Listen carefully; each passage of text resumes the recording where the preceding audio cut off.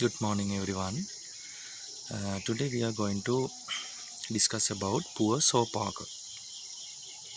Once there was a boy by the name of Sopaka belonging to a very poor family. When this boy was only 7 years old, his father passed away, and his mother married another man who was very cruel, wicked, and unkind. He always beat, scolded, and shouted at small Sopaka, who was very kind, innocent, and good. The stepfather always thought, "This boy is a nuisance. He is good for nothing. I hate him, but I cannot do anything to him because his mother loves him very much. What shall I do about him?"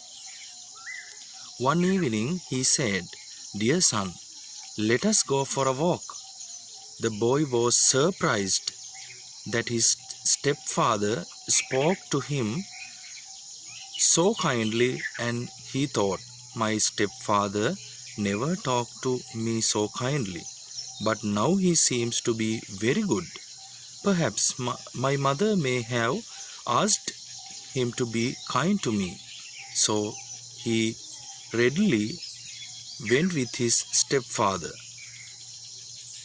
The stepfather took him to a cemetery where there were many smelly dead bodies here and there.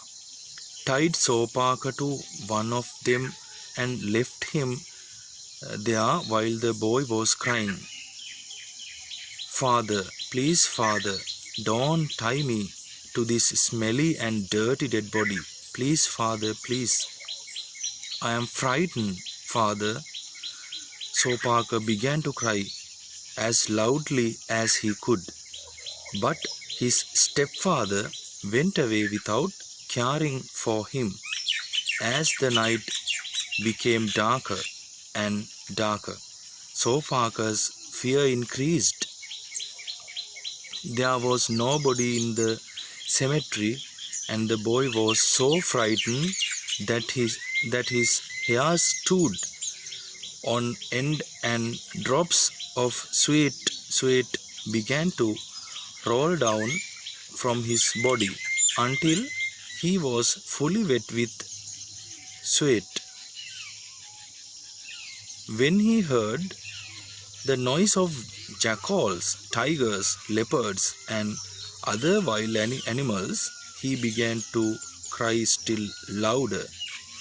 When he knew that he was all alone and there was nobody in this terrible place to help him, he saw a shining, noble looking, and most handsome person with a very bright light coming towards him, and heard him speak in a most sweet voice, "Sopaka, don't cry. Sopaka, don't cry. I am here to help you. Fear not." And in a moment Sopaka broke his bonds and stood before the Buddha in the Jetavana temple.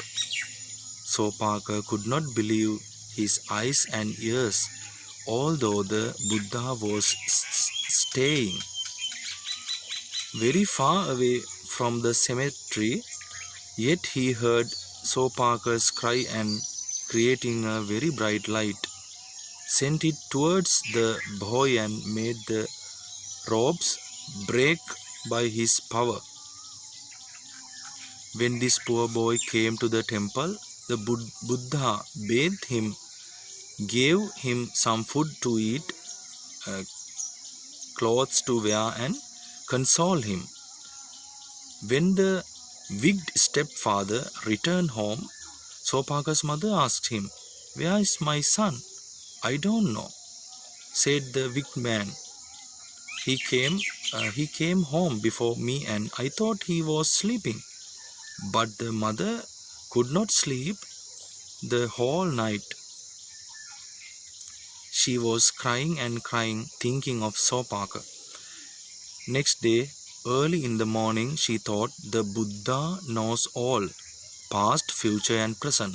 I must go to the temple and ask the Buddha where my son is. So crying and weeping, she went to the temple. Then the Buddha asked her, "Why, sister, are you crying?" "Oh Lord," said the lady, "I have only one son. Since last evening, he is missing. My husband took him for a walk. When he returned home, he said that he did not know what had happened to my son. Don't worry, sister. Your son is safe. Here he is." And so saying, the Buddha showed her sopaka, now a monk, not as a boy. The mother was very happy to see her son again. After listening to the Buddha's teaching, she thanked him very much and went away as a follower of the Buddha.